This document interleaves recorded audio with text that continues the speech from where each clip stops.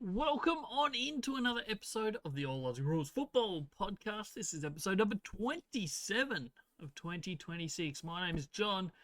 We do these episodes twice every single week. We do a review episode on the Monday and a preview episode on the Thursday of every single week. So today we're reviewing round 8, all 9 matches that took place over the AFL weekend.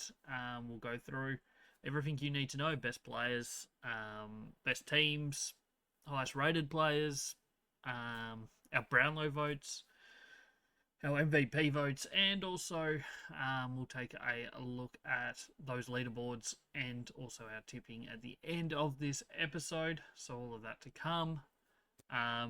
Yeah, as always, make sure you hit that follow or subscribe button, depending on what platform you're on. Go check out all the social medias, all Aussie Rules everywhere. I don't think there's too much else to go through before we jump into these games, so let's jump into it. We kicked off the weekend with an interesting game and our first draw of the season. 2026 has had its first draw. It was Collingwood v Hawthorn at the MCG. Collingwood kicked it very straight, which helped their cause, and Hawthorn not so straight, which hurt their cause. And it ends up being a 93 apiece draw. 15-3, 93 plays 13-15, 93. Let's run through this game as it happened. First quarter, well, pretty much the whole game, to be honest. Collingwood kind of led at least 80% of this game. If we look at the actual stats on it, it will tell us something similar. Yeah, so they led 95 minutes to Hawthorn's 27 minutes of this game. Yeah, Collingwood kicked away. They were 5 goals to 1 at quarter time due to straight kicking, 5 straight to 1-7. And then after that, Hawthorn brought it right back, and it was pretty close most of the way through the last quarter. Collingwood were up by 7 when Steel Sidebottom kicked a goal with about 3 or 4 minutes to go. Massimo D'Ambrosio missed a shot, and then Dylan Moore gets a free kick after a Darcy Moore dropped mark about 30 metres out directly in front. Dylan Moore went back, kicked the goal after the siren to tie it up, and yeah, walk away with a draw. A lot of talk this week about whether the draw should be canned and they should play extra time or golden goal. I am 100% a purist here. I love the idea that there's still a draw in the game. Yeah, you play a full game. If you end up on level terms, I understand finals and stuff. Yeah, certainly have to play extra time, but regular season, just split the points. I'm fine with it. Let me know your thoughts in the comments, but yeah, I'm quite happy with it staying that way. Looking through some team stats for this game, I think the obvious thing that people will probably mention, and it's probably been all over social media and stuff already, is the expected score. Obviously, I mean, when you look at it, 13-15 plays 15-13. Obviously, Hawthorn are the expected score winners here by like 37 points. But at the end of the day, as we say, week in, week out, poor kicking is poor football. And yeah, it cost teams games. It probably cost Hawthorn 2 points here. Yeah, they had 11 extra shots, 30-19. So that's a big discrepancy right there. Looking through some of the other stats that are important here. I think most things, I mean, Hawthorn had more of the football, quite a lot more of the football. Time in forward half was 60% for Hawthorn. Inside 50s was 62-34. So Collingwood got 15 goals from 34 inside 50s. That's absurd, especially when you consider only, 3-4 weeks ago, everyone was saying how bad this Collingwood forward line was and how they couldn't kick a goal. Well, they proved that wrong here. 15 goals from 34 inside 50s is very, very good. Contested football dominated by Hawthorn. Absolutely dominated, plus 29. It's been an issue for Collingwood all year. The last couple of weeks hadn't been so bad, but this one they get smacked in that area. Intercepts were low for both teams. I don't think it was a high pressure game throughout most of the game. Clearances dominated by Hawthorn, 39-23. All of that pretty much in the centre clearance game, 19-5 centre clearances. Collingwood just couldn't get it out of the centre for the life of them. But in terms of scoring from the centre bounce, it was pretty much level. So Hawthorn went 2 goals, 3-15. Collingwood went 2 straight. So minimised the damage from the fact that they couldn't win a centre clearance. But I guess in the end, when the game is on the line and it's crucial, you kind of want to be winning those centre clearances. Speaking of scoring areas and scoring sources, pretty level from stoppage, 30-25 in favour of Collingwood, even though they did get beaten in those stoppages, as we said. But the turnovers was actually good for Hawthorn in this one, 68-57. Back half, Collingwood 51-48, forward half 30-30. And as we said, centre bounce was 15 to Hawthorn, 12 to Collingwood. Not too much else to go through in terms of the team stats. Let's jump into individual stats. We've gone our Brownlow votes this week. We've given the 3 to Connor McDonald. I think he was probably the most standout player for the umpires. There's probably quite a few players that did, but he was really good throughout, especially the third quarter. But throughout most of this game, he was very important to their ability. He had 28 touches, had a few goals, pretty much was involved in everything that was good for them, in all honesty. Nick Dacos had a bunch of the football, 34 touches. You'd imagine the umpires will see that, as they normally do. And Jai Newcombe we've given the 1 vote to. Once again, a clearance king. He has been throughout the last few weeks. It all started with that Bulldogs game and has continued on here. Massive numbers from the clearance. Highest rated players for each team. We've got, for Collingwood, Dan Houston. His form has been huge. His metres gained was like 698 metres. He had 32 touches. The only thing was he missed a couple shots at goal. 2 out of Collingwood's 3 behinds were Dan Houston. But he was really good. Braden Maynard down back. He's had a sneaky good season, in my opinion. He was good again. Jack Crisp was 3rd highest for Collingwood, then Lockie Schultz, and then Nick Dacos 5th. His ball use not terribly great. It has been struggling a little bit over recent weeks. He'll be looking to get back into the swing of things, I think, over the next couple of weeks. And then on the Hawthorn side of things, Sicily, their number 1, even though he went off injured in the last quarter, came back on, went forward instead of back, but he was the highest rated player on the ground. Big Carl, Amon, had another good week. He's had a couple of good ones over the last few weeks. Jai Newcombe, as we mentioned, he got into our Brownlow votes for the game. He was huge from the clearance game. Josh Ward has been good this season. Underrated from him so far this year. And Massimo D'Ambrosio might be back to his best. Last year and, just last year, he was well down on his 2024 numbers. And then to start this year, he struggled a little bit, I think. But the last few weeks, he's been starting to get those numbers back up. So I think that's a really positive sign for Hawthorn going forward. I don't think there's too much else to go through this game. Hawthorn were clearly the better team. Collingwood played their gameplay and their game style and nearly got the win. Both teams probably think they could have won it. Obviously, Collingwood led the whole way. Hawthorn had plenty of opportunities, but in the end, it's a draw. That's how it's wrapped up. What that means for both teams, I don't think a terribly huge amount for Hawthorn. They're still going to be sitting basically towards the top of the ladder. They'll be top 3 at the end of the round. 6 wins, a loss and a draw. So they'll laugh. And Fremantle next week is a huge game though, so that will be an interesting one. And then on the other side of the fence, Collingwood, they're starting to get their season going a little bit. They've won 2 and a draw from their last 3. They're above the 50% mark, thanks to a draw. And they sit 8th on the ladder. 8th on the ladder. They're in an okay spot. They've got Geelong this week. It's not going to be an easy match. It should be a good viewing. They played a really good matchup last year, Collingwood and Geelong. We move into Friday football. We kick off. There was double games on a Friday football, which was a joke because both games were good viewing, in my opinion. We'll get on to the showdown in a minute, but first up we got Bulldogs Fremantle. This was at Marvel Stadium.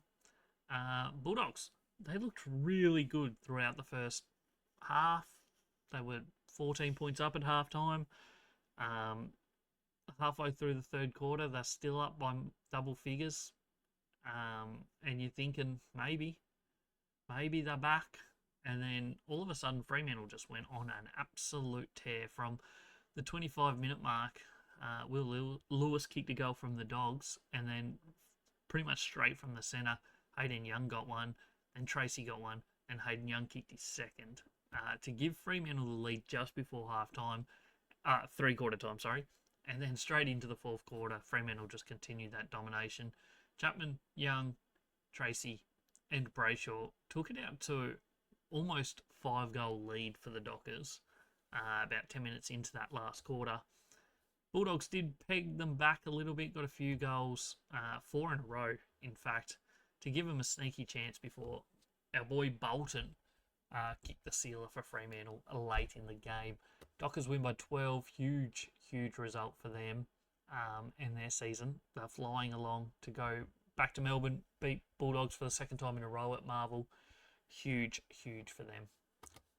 Looking at the team stats in this one, anything that jumps out at us that's important. Disposal numbers pretty even. Tackles, Fremantle had a lot more tackles than the Bulldogs in this one. What else is there? Forward half, time in forward half was just in favour of Fremantle. Inside 50s was plus 11 though for the Dockers. Contested footy was won by the Dogs just, and clearances won by Fremantle 45-37. The Dogs did get Tim English back here, which I think did help them a bit. Obviously, Luke Jackson was huge, but I reckon if Tim English wasn't there, the Dockers win this by 10 goals. Luke Jackson would have just absolutely destroyed the Bulldogs' secondary, thirdary ruckman. There's no doubt about it. Shots at goal, 30 for Dockers, 26 for Bulldogs, so pretty even, but a few extra for the Dockers. I think probably the right winner in the end. Ends up being a pretty close game, which I think is a fair result. But yeah, I think Fremantle were the better team in it. Scoring sources, 2 goals from kick-in for the Doggies, so that was a handy little area for them. And then from stoppage, Freo won that by plus 13, and from turnover they won by plus 10. Score origin from the back half was 34-24 for Freo, and the forward half was 53-48 for the Dockers. Centre bounce was 5 goals straight for the Doggies, so efficiency there to 4 goals 3 for the Dockers. In terms of player stats, individuals, 3 votes in our Brownlow goes to Bolton. Huge. 30 touches, kicked a goal, 9 clearances, 2 goal assists. He's having a sensational season. He's been huge. We're giving 2 votes to Bontempelli. He had 33 touches and 2 goals. His efficiency wasn't as good as it usually is, but 33 touches, 2 goals, 2 goal assists. I'm sure that the umpires will see that. And Hayden Young, back from injury, had 20 touches, 3 goals. All 3 of those goals in that 15-20 minutes of domination that the Dockers had late in the third, early in the fourth. So he was really crucial to their resurgence in this game and them getting the win. Highest rated players, we'll start with the Doggies. Bailey Dale was number 1, had plenty of the ball, 32 touches. Ed Richards, number 2, close to his best game of the year. He had 25 touches and a goal with 648 metres gained. As we mentioned, the Bont is next. Then Buku Kamas, defender for the Doggies. And then Matty Kennedy is number 5 after having 30 touches and 9 clearances. On the Dockers side of the fence, Luke Jackson, huge again. His season has been unreal. 18 touches, a goal, 36 hit-outs, 3 clearances. Yeah, he just gets it done. Bolton, next up, we mentioned him in our Brownlow votes. He was huge, 30 touches and a goal. Josh Tracy, he's had a really fine season. Could be having better. Not always the most accurate in front of goal. 3 goals, 3 here, 17 touches, 2 goal assists. Hayden Young and then Luke Ryan rounds out the top 5.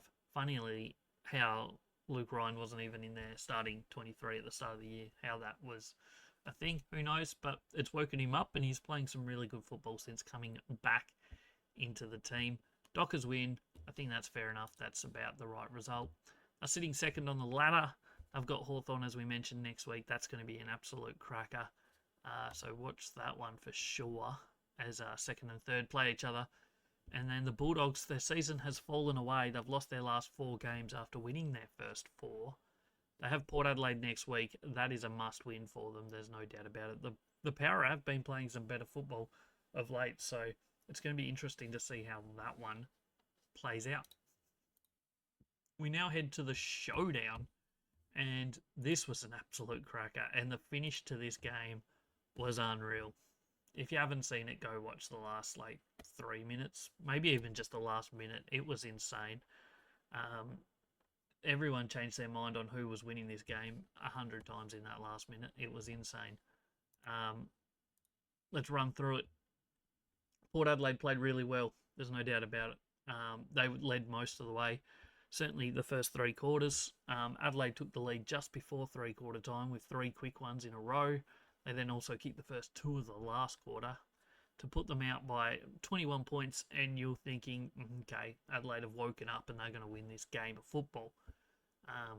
That wasn't to be, though. Port Adelaide switched back on. Georgiadis, Berry and Whitlock all kicking goals. And it was within a kick and tight for the next 5 or so minutes. And then Joe Berry kicked one with about 50 seconds to go. Nice little snap around the corner to give the Power the lead by 5 points with less than a minute. And at that point, Adelaide fans started leaving. There's no doubt about it. We've all seen the videos of the Adelaide fans leaving. Unreal scenes. Went back to the middle. Adelaide get the centre clearance. It goes out towards the flank. And who else but the chef, Braden Cook, gets it on his left from outside 50 and just bangs one home. Absolute ripper goal. That was with about 11 seconds to go. I think the clock stopped, which gave Port one more opportunity if they could get a clean break. They could not. And Adelaide hold on by a point. Massive, massive win. They needed it, and they got it just. Tex Walker injured instantly in this game. He had 0 impact. He played 2 minutes maybe, if that. So they were down a rotation from the beginning. They also had Jordan Butts missed the last 50-odd minutes as well. So they were down on players, but they willed themselves to a victory. So that's huge for Adelaide's season. There's no doubt about it. If we look at some of the team stats for this game, interesting stuff. Port Adelaide had more of the football, but had 20 less inside 50s. So 59 to 39 was the inside 50 count. But that efficiency inside forward 50 was good by Port Adelaide. 21 shots from 39 inside 50s for 11 goals. Pretty good success rate, whereas Adelaide were 59 inside 50s for 23 shots. So only had 2 extra shots, even though they had 20 extra inside 50s. Tackle numbers were quite high, 81 for Adelaide, just 69 for Port Adelaide. Contested footy, +7 for the Crows. Anything else standing out? Clearances, +5 for Port Adelaide, so a good little win there for them. Centre clearances was 14 to 10. Favourite Port Adelaide. Not that it matters too much, but the expected score winner was actually Port Adelaide, even though they had less shots. So that's an interesting one. Both teams kicked a goal from kick-in. From stoppage was 6 goals to 5 in favour of Port Adelaide. Turnover was where Adelaide did their scoring, 38 to 30. And then defensive half, Port Adelaide really good, 42 to 20. But then that means forward half was the opposite, 49 to 15 in favour of Adelaide. Centre bounce was 3 goals for Port Adelaide, 1 goal, 1 for the Crows. But most importantly, I think that last one was from centre bounce without a turnover happening. I can't remember, to be honest. My brain has seen so much football this weekend that it doesn't even remember all of it. Yeah, Bradlow votes. Sam Berry has to get the 3. He got the showdown medal, deservedly so. He had 29 touches with 19 tackles. That's an insane game. 19 tackles. His third quarter and fourth quarter. His second half was massive. Not that it matters too much, but I think he scored over 100 Supercoach points in the second half alone. I think he was on about 70 at below 70. I think he was on about 50 at halftime. Ended up on 171. So he was unreal in that second half. When he needed to, he stepped up, and that was massive. He was single-handedly, I think, the winner of that game for the team. He was huge. 2 votes to Ollie Wines. He basically played a very similar role to Sam Berry, just not quite as good. And his second half probably wasn't as good either. But he had 30 touches. He was good. And Wayne Malira, he's had a great season. A couple of quiet games, but overall throughout the season he's been really, really good. And this was another one, 29 touches here, and was crucial in their ball movement and their ability to get the ball forward. Highest rated players for the Crows. Sam Berry leads the way. As we said, he was absolutely huge in this one. Really, really good game from him. Wayne Malira, he was next up. Super game from him as well. Josh Worrell continues his fine form. He's in the top few key defenders in the competition. James Peatling bounces back to a good game here. And Ben Keys, probably his best game of the year, to be honest. I don't know if I mentioned it in the potty last week, but he had been struggling to match his last year numbers so far this year. But this was a good game. He had 18 touches, was crucial for them. In front of goal as well. Very important.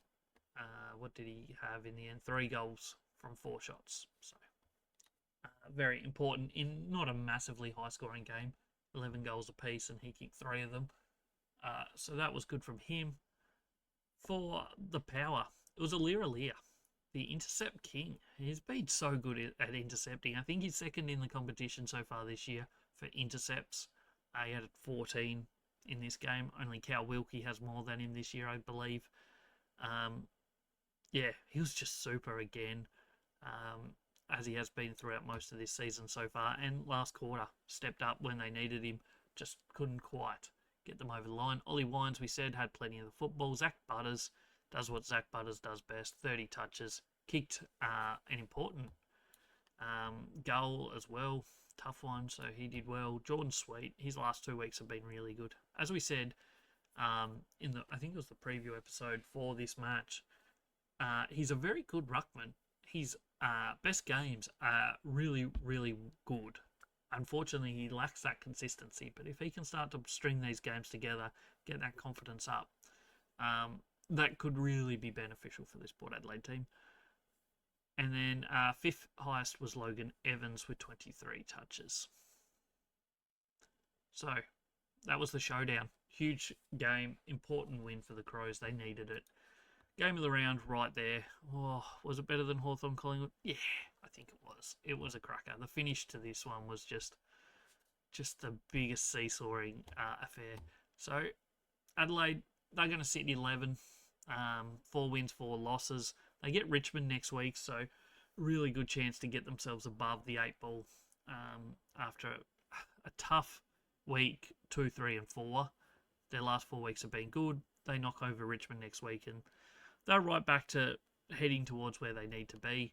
Port Adelaide, they drop down to 13 with this loss. 3 wins, 5 losses. The Bulldogs next week. It's not a must win, but if they were to be contending into September, have any chance on getting to that wild card sort of position, they need to beat the Bulldogs this week. So next up, we head to Saturday football. It was Essendon hosting the Lions at Marvel Stadium. We had Whiteboard Gate. Who would have seen that one coming this week? This AFL caravan never, ever fails to surprise me with what we'll see the media jump on. I'm sure every team or most teams do that or something similar. Maybe not on a whiteboard, but you go through teams and they obviously put it on the whiteboard. No big story to me, but people in the media and some people in the public decide to make it a big issue. Anyway, we got into some football and it kind of went the way we expected, didn't it? Let's be honest. Brisbane, comfortable winners in the end. 64 points. That scoreboard looks incorrect for me. I obviously forgot to update the scores. They actually won 143 to 79. That must be the leftover score from Anzac Day, I reckon. My goodness. 22 goals, 11, 143 for Brisbane to 11, 13, 79 for the Bombers. Yeah, it was pretty well controlled most of the way through. 64-point winners in the end, the Lions. 6 goals to 1 at quarter time. It was out to 10 goals to 4 at halftime. 17 to 5 at three-quarter time, and it was maybe looking at a 100-point victory. But the Bombers actually finished off okay in that last quarter, kicking 6 goals. They did concede 5, but they also kicked 6 in the last quarter, having only kicked 5 in the first 3. Team stats for this one. Let's have a look and see what we can find. That was player stats. Team stats. Brisbane dominated 414 possessions in this one, an extra 64 on what Essendon had. Inside 50, 65 to 53, so not a massive difference. Low tackle number, low pressure number. The craziest stat, I think, from this game that you'll see is that the ball was actually in Essendon's forward half more than it was in Brisbane's forward half. That's not something I thought we would see in this game. Like the margin and everything was what I expected, but like, yeah, didn't expect to see that sort of thing. Contested footy slightly ahead for Brisbane. In the middle, sending clearances dominated by Brisbane. Stoppage clearances was really good by Essendon. Plus 7 centre clearances for Brisbane, which they turned into a massive domination from centre bounce scoring. One of the biggest dominations we've seen this year, but maybe not all time, but maybe all time. I should look into it because centre bounce scoring was 45 to 3. So Brisbane won 21 centre clearances for 7 goals 3. That's a pretty good efficiency rate. Very good efficiency rate, let's be honest. 0-3 from 14 centre bounce clearances for the Bombers. So it'll be no surprise. Stoppage scoring was huge for the Lions, 64 to 30. Turnover was also pretty solid, 77 to 48. Defensive half, 51 to 26 in favour of Brisbane. Forward half, Bombers actually won the scoring from forward half, so well done to them for that. 50 to 47. Brownlow votes for this one. There's a lot of contenders. We've gone Zach Bailey on top. He was huge, 21 touches. He kicked 4 goals. One of 3 Lions players that kicked 4 goals. Him, Logan Morris, and Kai Lohmann. Darcy Wilmot we've given the 2 votes to. He had plenty of the football, 32 touches. Was a part of everything in this one. And Hugh McCluggage, his best game of the year so far, gets 1 vote from us. Yeah, that's how we've seen it. 25 touches and 1 goal 2 for him. Highest rated players for the Bombers first up. Peter Wright, 2 metre Peter. He's been good in the ruck. You take out the game against Collingwood where he didn't have much impact. His other few weeks have been really good in the ruck role. And this was it again. He was good. He attended 71 ruck contests, had 27 hitouts. He was their highest rated player and also affected the scoreboard, kicked 2 goals 1. So well done, 2 metre Peter. Sammy Durham is their second highest rated player in our stats in this one. Then Nate Caddy could have had a game, could have had an absolute game. If he had have just kicked a little bit straighter. He had 8 shots at goal, 3 goals 5, presented really, really well. And he's starting to show some really good signs. So if he can get that radar going a little bit straighter, he'll be fully there. So well done to him. Hopefully we can see some more straight kicking from him, and who knows what's the possibility for this Essendon forward line. Archie Roberts is next up. He had a little bit less disposals this week, but 27, really good. Zach Merritt, 28 touches. He improved on his last week performance as well. For the Lions, there was a lot of good players. Darcy Wilmot leads the way. As we said, he had plenty of the football. Zach Bailey, second up, kicked 4 goals. Hugh McCluggage was good. Kai Lohman kicked 4 goals. He was very good. And Cam Rayner, also very, very solid in this one. Brisbane, the better team. There's no doubt about it. There's not much else to say about this game. Brisbane are sitting in 4th now on the ladder. Huge result for them. Huge momentum they've put together after losing the first couple. They've put together 5 out of 6, I think it is. They're looking really good. They've got Carlton next week. And you'd expect that they'd win that based on what we've seen from Carlton so far this year. They've lost 7 in a row now. 6 in a row, sorry. And just not looking like winning a game. So I can't see them beating Brisbane. So Brisbane's season has really got rolling now. You take out that one game against Melbourne 3 weeks ago. Essendon, it's tough for them. They're 17th on the ladder.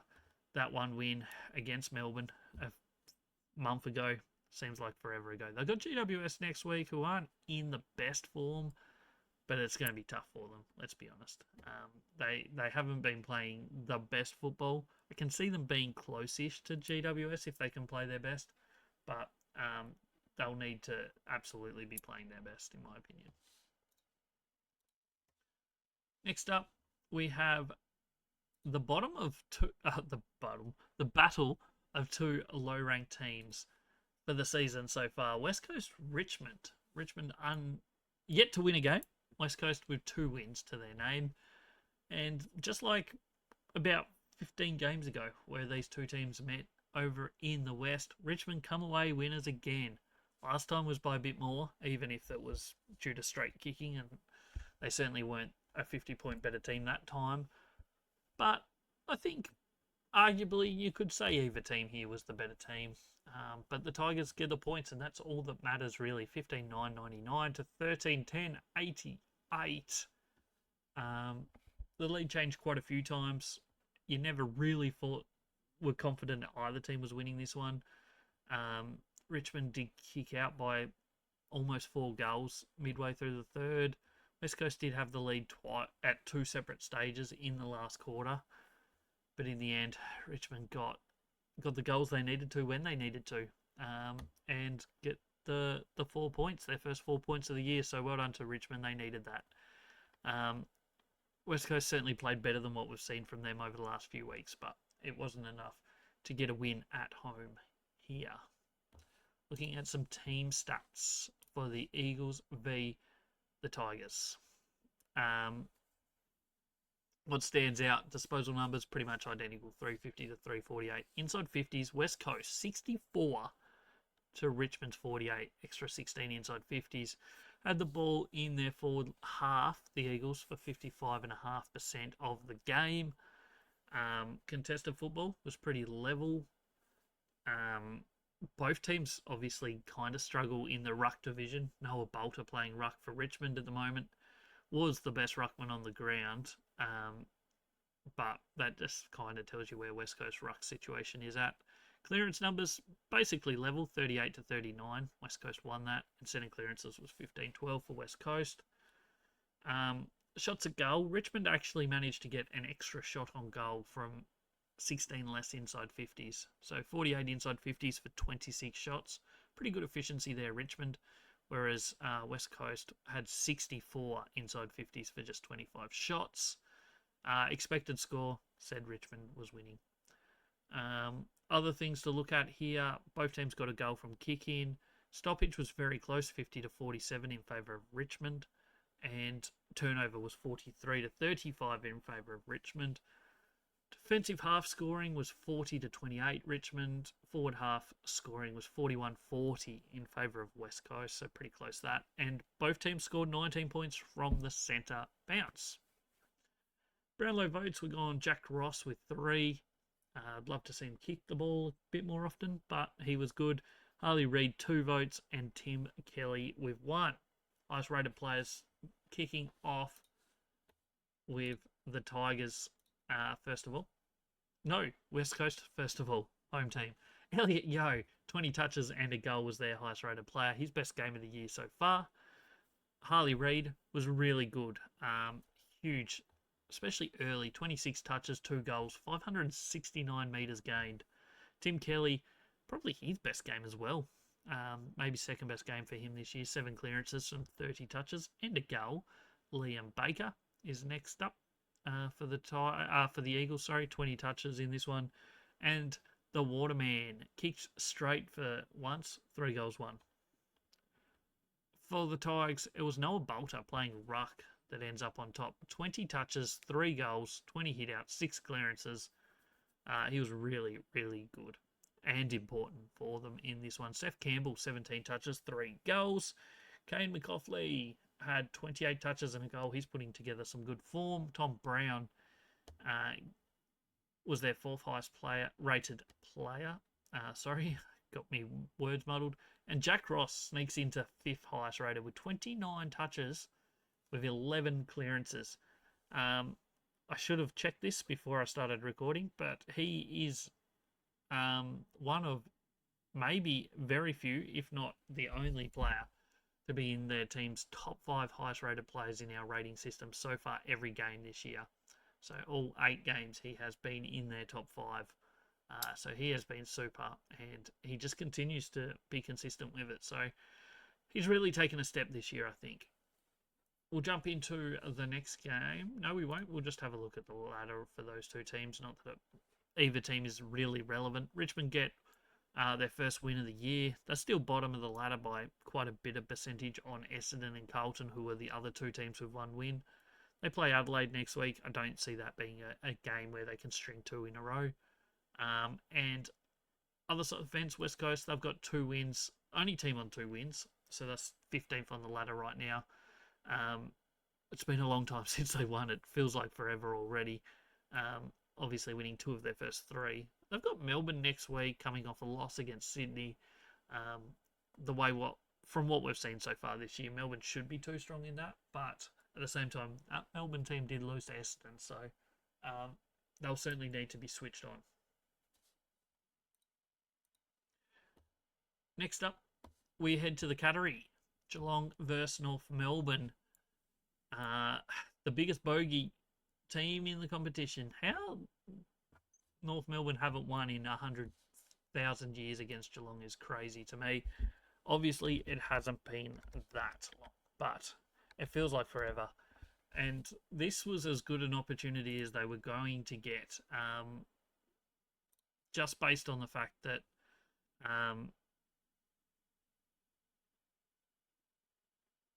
Geelong haven't been playing the best football of late. And then you chuck in the fact that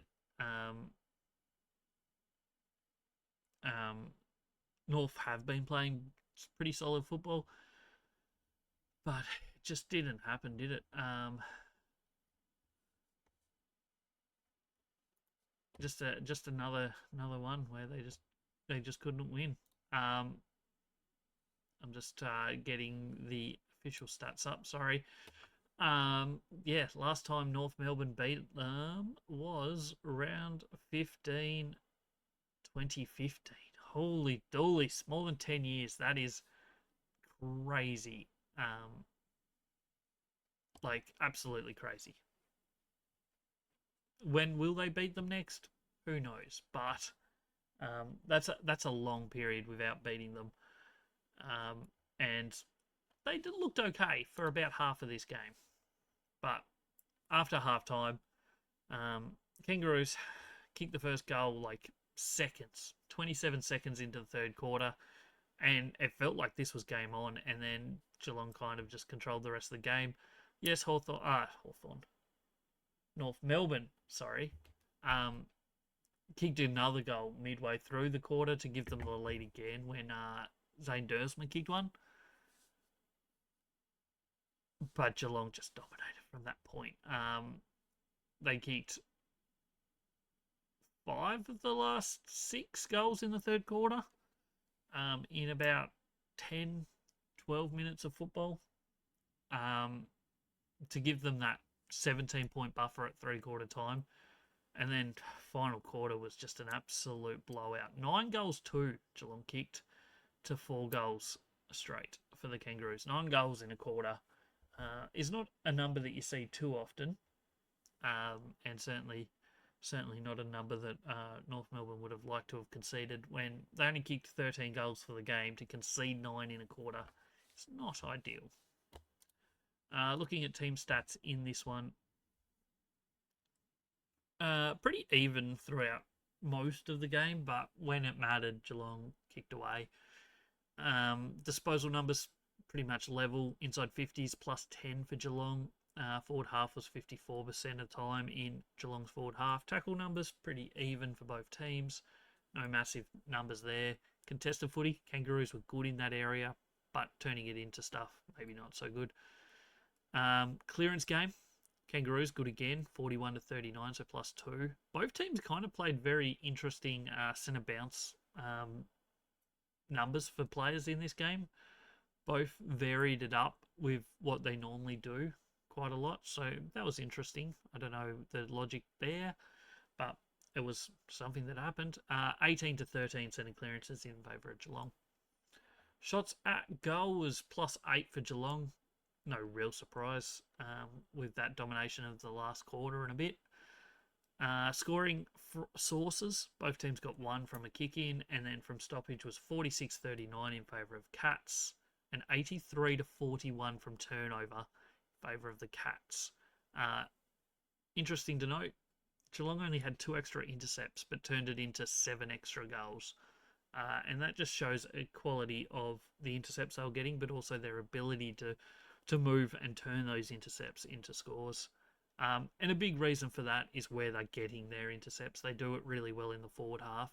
Whenever Geelong are playing their best football, it's because they have that pressure on that intercept forward half game. If they score 10 or more goals from intercepts, from the forward half, sorry, it means they're smashing it and they're playing their best football. And they did that here, 73 to 38 from forward half. Defensive half and centre bounce reasonably close between the two teams. Brownlow votes in this one, we've got Max Holmes with 3, Sean Manor with 2, and the X-Man Tristan Cherry with 1 for the Kangaroos. Highest rated players, Jeremy Cameron ends up on top. 3 goals, 3 from 19 touches. 4 goal assists. Maxi Holmes had 29 touches, 2 goals. Then Sean Manor, he had 18 touches for 4 goals and a goal assist. James Warple plays his best game as a Cat so far. He had 17 touches and a goal with 6 clearances. And Austin Mullen, who's normally the lockdown player, rates quite highly in this game. 18 touches, 4 clearances. Well done to him. For the Roos, it was the one-man band, Tristan Cherry. Unreal game from him. 30 touches as a ruckman, 23 hit-outs, 14 clearances, and a goal assist. Charlie Coburn was solid in the back line. Colby McGurcher, 23 touches, 2 goals. Luke Davies-Yanaki has dropped a little bit after a stellar start to the year, but 24 touches, 6 clearances, and Jai Simpkin is number 5 for the Kangaroos. What does that mean? Geelong, they sit 6th on the ladder, 5 wins, 3 losses. They have the Pies next week on Saturday night. That's a big game for both of their seasons. Half a game between the two teams so far this year. And on the other side of the fence, the Kangaroos dropped down to 10th on the ladder, 4 wins, 4 losses. They've only got 1 win from their last 4. We did say this was going to be a tough period for them and a very important period for them because they need to be able to beat some teams above them if they want to play September football. I have Sydney this week. That does not get easier because Sydney are coming off some great form. They're 7 wins, 1 loss, and they've been beating some pretty solid teams and comfortably winning most of them. So it's not going to be easy for the Roos this week. We move into Saturday night football and the all too familiar tale of Carlton leading at half time and not winning the game of football. Saints win by 39 points, 16-12, 108 to 9-15, 69. The story of two halves again for the Blues. They led by 2 goals at half time, only managed to kick 2 goals 8 in the second half. Yes, that's right, 2 goals 8. Meanwhile, the Saints managed 11 goals 5 in the second half to run away comfortable 39-point winners. Yeah, what's going on with Carlton? What is the reasoning behind these second half fade outs? There has to be more to it. It can't just be, there's something wrong with the leadership or something. Their inability to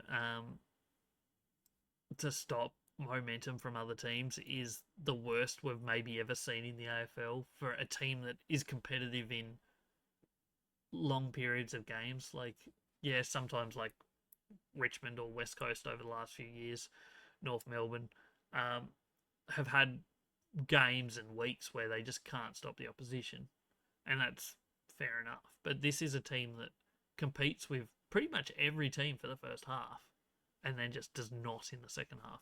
There has to be a mental, or whether it's the mental side, whether it couldn't be fitness, surely.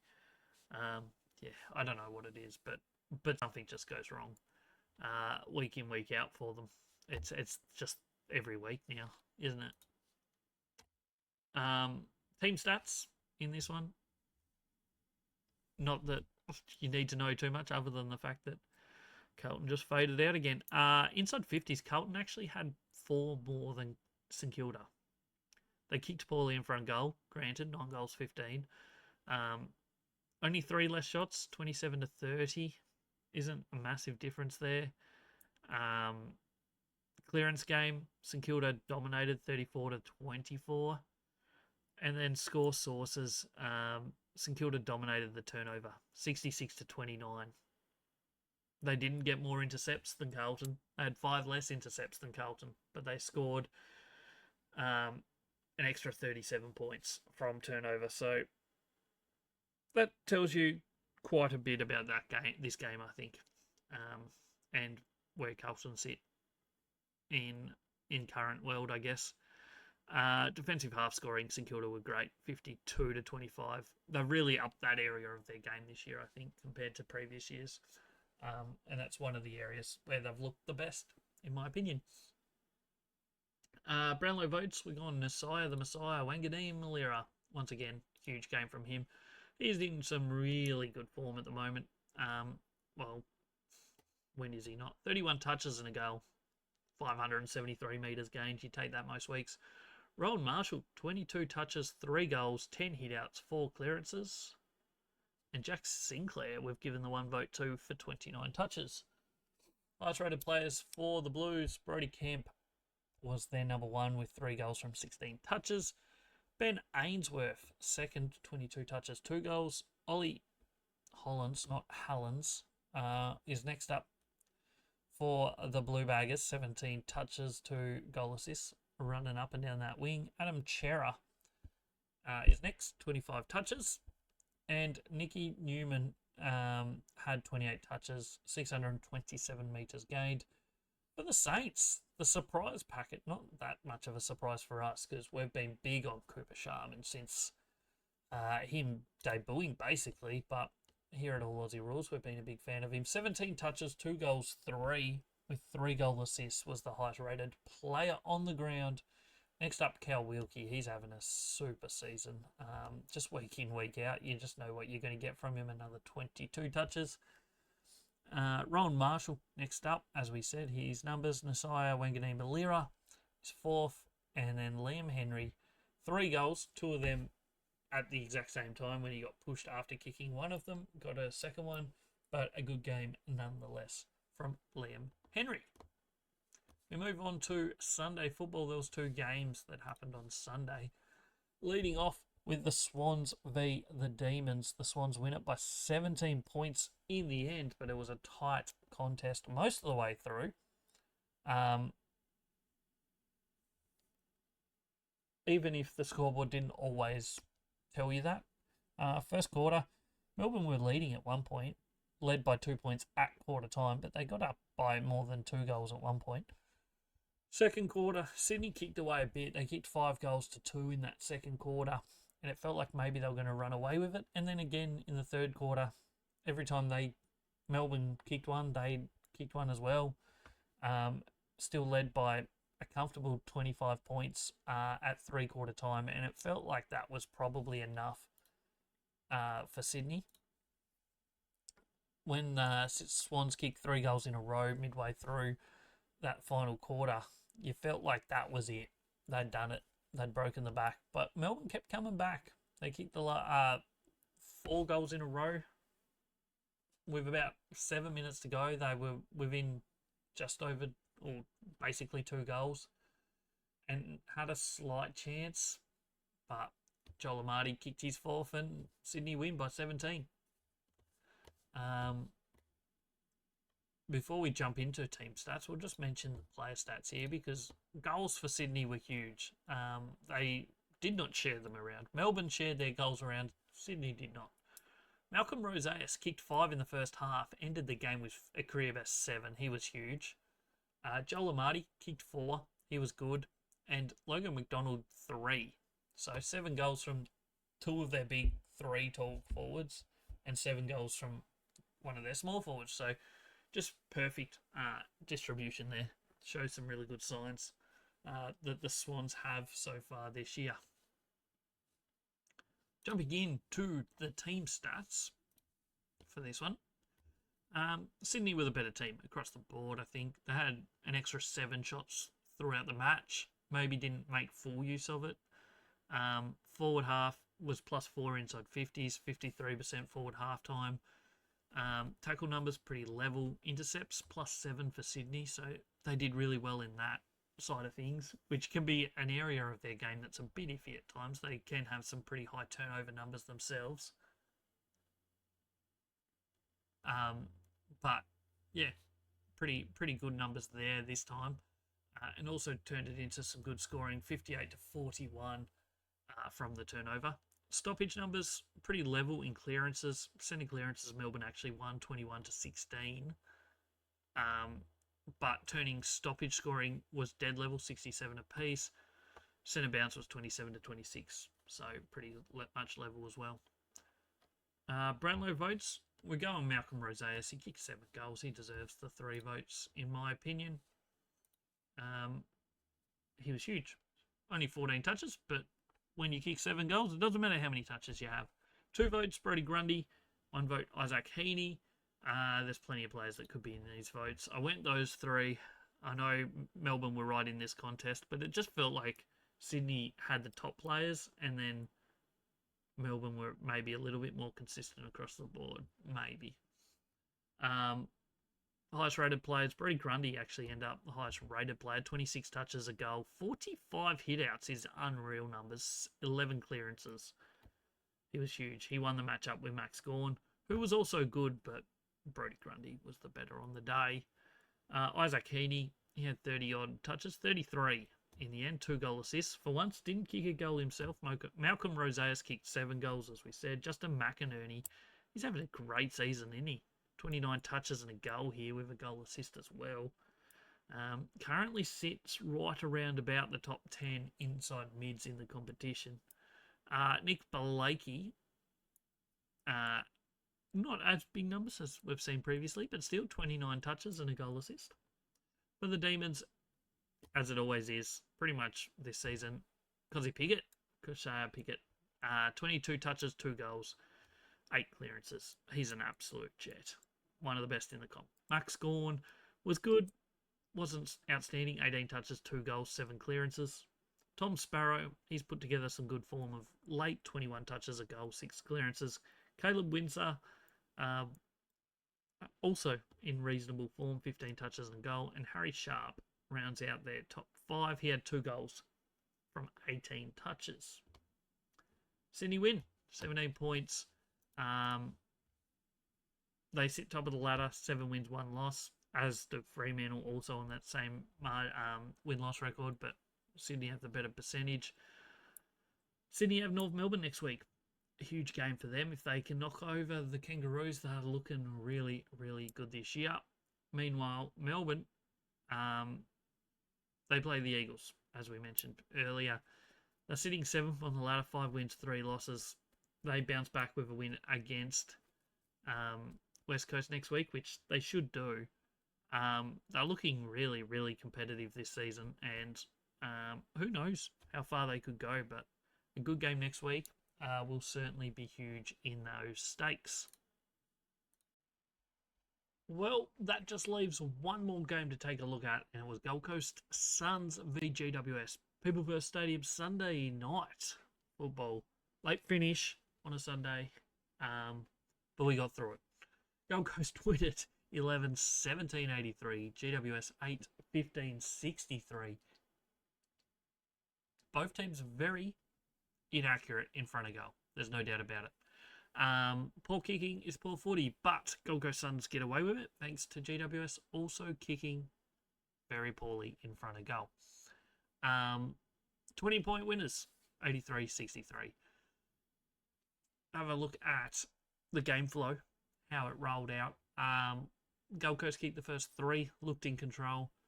It was 22-13 at quarter time, thanks to some poor kicking in front of goal by GWS. And then early in the second, it was Gold Coast's turn to kick poorly, missing their first 3 shots at goal in the second quarter. Halftime, it was 4-8, plays 3-10. Anyone's game, 4 points in it, both teams kicking poorly. Second half, maybe a little bit straighter. Second half, Gold Coast kicked 7 goals, 9, so almost 50%, and GWS kicked 5-5 in the second half. So both teams straighter in the second half, but still quite poor overall. Gold Coast never really looked like losing at any point in the second half. They certainly controlled most of the second half, at least on the scoreboard side of things. A look at some of the team stats. The Suns had more of the football. They had 9 extra inside 50s. Giants were really good out of the clearance, mainly stoppage clearance. Centre clearances were dead level. Giants were really good in the contested football, plus 14. But their issue was turnover numbers. They had 10 extra turnovers than the Suns, and they also had a lot less uncontested football. So once the ball got out into the open, the Suns were causing these turnovers, and then they were controlling the flow and the pace of the game with that uncontested football style. So the Giants just didn't have an answer for it. 126 marks to 71 in favour of the Suns. Tackle numbers weren't huge either side. I don't think the pressure numbers were massive, certainly on the Giants side of things, in my opinion. Yeah, and that's basically the flow of the game. Suns were just the better team on the day. You'd be hard pressed to find someone that disagrees with that, I think. Brownlow votes found it a little bit tough. Petrarca again, I think, gets probably the 3. 29 touches, 2 goals, 6 clearances, 2 goal assists. He was involved in everything that was good for the Suns. John Noble, 35 touches, pretty much all uncontested, but 827 metres gained. Good game from him. He's having a good season. And Clayton Oliver for the Giants had 32 touches, 9 clearances. A good game from him. Finn Callahan's another one that could get votes for the Giants. He had 28 touches, 7 clearances. But yeah, Suns just too good. Highest rated players using our system this week. Christian Petrarca leads the way on the ground.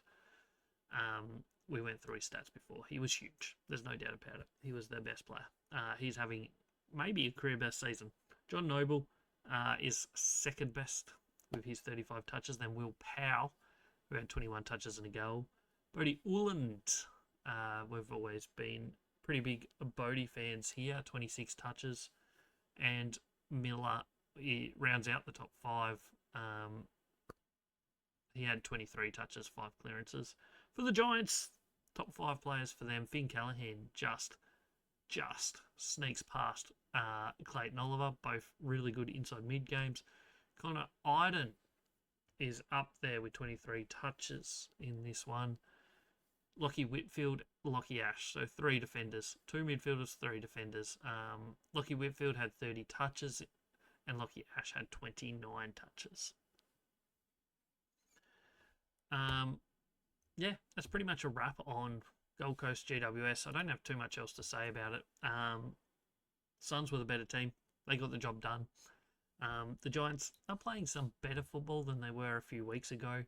Obviously, having Cadman back has helped them. He kicked 2 goals, including one from about 60 in this game. Jesse Hogan's back, missing some shots, 1 goal, 3 in this. Toby Green, 1 goal, 2. So, yeah, that's how it is right now. The Giants are getting better, but I think they've still got a little bit of work to do to get towards those top 6 teams. I think before the season started, we had them like in that probably like without injuries, probably 8 to 11 range. That's probably still where I see their best being at, but they're obviously behind the 8 ball due to injuries and having a slow start to the season. Gold Coast next week will take on St Kilda. Big game. St Kilda trying to push towards that top 6 teams potentially, whereas Gold Coast are trying to get their way back up after a little rough period. They've won 2 of their last 3 and can get their season going this week. GWS take on the Bombers. Obviously, Bombers are 17th on the ladder. This is a good chance for the Giants to win a game, get back to 4 and 5, potentially be close-ish to the top 10. Probably still a game or so out of the top 10. Their percentage isn't great either, so they've got to work on that at some point. But there's light at the end of the tunnel, I think, for the Giants is the crust of this one. We'll now move into our Brownlow leaderboard after round 8. And still on top, Nick Dacos got 2 votes this week. Still leads the way. He's on 17 votes after round 8. Second is Zach Butters on 14.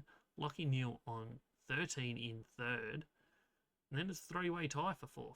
Jai Newcomb, Harry Sheasel, Nashaya Wanganeen Malira, all on 12, so only 1 vote off Lockie Neal. Right in it. Clayton Oliver's certainly right in it as well, in 7th on 11 votes.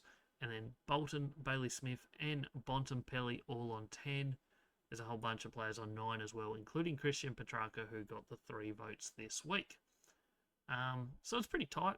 I mean, most of the way through, it will be interesting to see how the umpires vote and how different it is this season with the new voting system. But we'll see how that plays out. When I say new voting system, umpires being able to see stats.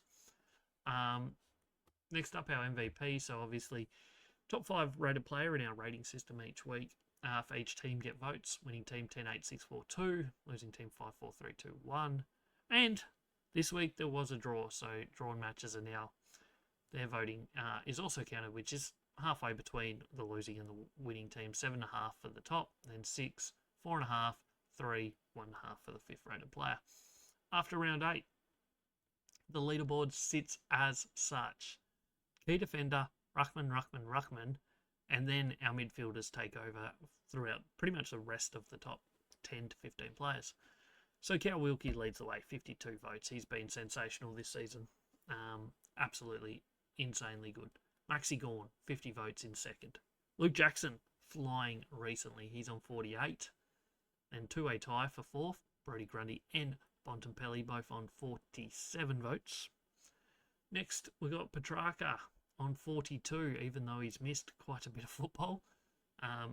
When he's playing, he's high rated every time. Bailey Smith in 7th on 41. Luke Davies-Unaki is in 8th on 37. And Zach Bailey and Clayton Oliver equal on 34 in 9th spot. 11th is a 3-way tie between Lockie Neal, Joe Bolton, and Zach Butters, all on 33. So that's how the MVP leaderboard sits after round 8. And now just our tips to go. I think this is correct. First off, I mean, we know game one, Hawthorn Collingwood was a draw. Pretty much most tipping systems gives that as a tick, so we're going to give ourselves a tick for it as well. We said Hawthorn by 26. It was a draw. I mean, most people consider Hawthorn probably should have won that by about 5 goals, so maybe we were right. Fremantle, we said by 15. They won by 12. We were very close in that one.